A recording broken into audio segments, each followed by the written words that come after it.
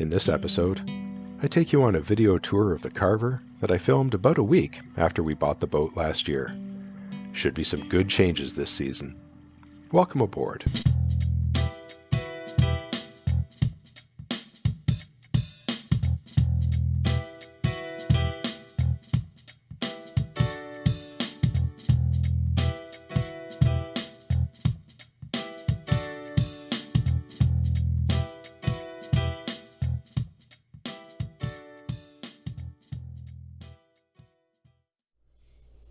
Hi, and welcome. So I was going through old files and my hard drives and USB sticks, and what I found was a video I had done of the Carver maybe a week after we took possession of it. What I want to do today is just run you through it, show you what the boat looked like then, and what we'll do later is contrast that with the improvements we've done to the boat and the changes that we've made.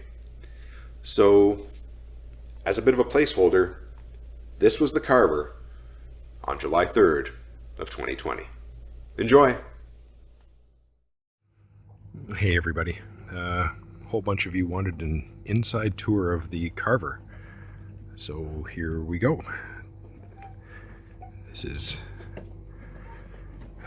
give me a second, I don't want to drop the phone, because that would kind of suck. Okay, just now we're looking at the aft cockpit area. So it's a little small, but it's good enough for 2 or 4 people to sit back and have drinks. This will take you way over to the swim deck. It's down about half a dozen stairs. And then up to the fly bridge, or the command bridge, or whatever it's called. So from here you've actually got a really good view of, well, everything. Which is kind of cool. And if you want to grab a seat in the front, you can. It's good for the breeze. Okay visibility. I don't think I'd want to be necessarily backing up without a couple of spotters. And now this is in 1992, so the instrumentation's, well, 1991 or 1990. There is no chart plotter, there's no VHF radio. I have a handheld VHF for that, and that is a Loran Navigator. They don't do the Loran in Canada or the US anymore, so it's pretty old technology, but I have the instruction manual. I actually was doing some research. I saw one sold on eBay for 25 bucks. It actually wasn't sold, that's what they were asking. So, from the outside bits into the main salon. And down a few steps. There are a lot of steps on this boat. But anyway, so salon area, that is actually a lower helm station. I guess if the weather is totally brutal and you want to do some fine maneuvering, or I don't know, pilot the boat while you're partying, I'm not really sure. A couple of chairs. We are looking at probably putting in a 3-position sectional sofa. The electrical panel, the stairs up where we came, and again there's quite a lot in terms of windows here. Another chair,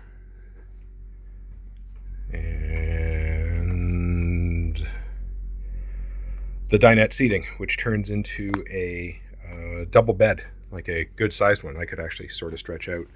These are not our pictures, this is not our decor. Only had it for like a week, so be kind. Down into the galley, which actually has enough room to move around. A couple of people can do stuff here, and started using this top area as a little bit of a preparation area. So a decent sized fridge. The toaster oven came with the previous owners. They basically left us everything, but scads of storage. It's a 3-burner top with a microwave, and Over here is the forward head. I won't focus on the toilets because I think we've all seen them.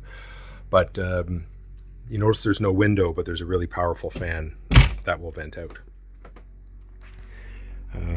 Again, this part is the forward cabin. Decent in terms of, that's the rope locker for the anchors right about there behind the mirror. And cozy for two, but doable. I suppose if you've had plenty of nautical rum or something like that beforehand, it'll be a little easier to sleep. And this is the view from the galley looking up. And then going down on the side, there's the stereo, which was a cassette stereo. I put in a Bluetooth one, and an ice maker, which doesn't work. And oh my goodness, that's a float plane over there, just above the Lifebuoy. So that's kind of cool. I've seen float planes before. Don't get me wrong. It was in like the Yukon or Northwest Territories or somewhere like that. I think it was Northwest Territories. This is the aft berth, which is a decent sized double. Some storage back there. Towel rack, I think that's going to go. I'm not sure what we're going to put in, but maybe a TV. A little bit of storage. There's actually another locker here. And pretty bright. And again, the aft head, so separate head with a separate shower stall, which hasn't been tried, but I'm sure it's uncomfortable actually, and kind of cramped, pretty much like everything on a boat. But it's the floating cottage concept, or floating condo, and I think that's what the intent was with getting this, somewhere where you could spend several days, not just like a weekend, and still be relatively comfortable and not step on each other. Underneath here, for those who are interested, I'll show later. It's the twin 454 Crusader engines that have about 1,000 hours on them. And now I'm fascinated by this airplane, so let's have a look.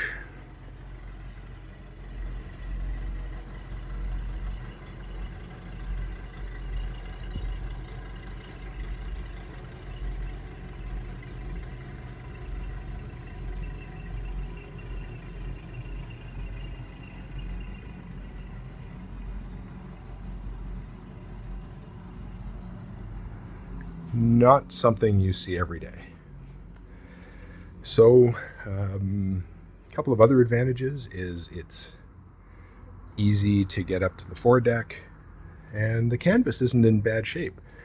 And again, they left all the furniture, which looks teak or mahogany-ish or whatever it is, but yeah, it fits the bill. Anyway, that's the initial tour of the Carver. We have not named it yet. Not sure what it's going to get called. Options abound. So that gave you a look at the boat. We love the configuration of the Carver, the twin cabins, the twin heads. I love having the lower helm station, and the galley down configuration is just great to keep clutter out of the way so that you can still entertain in the salon or up in the aft cockpit.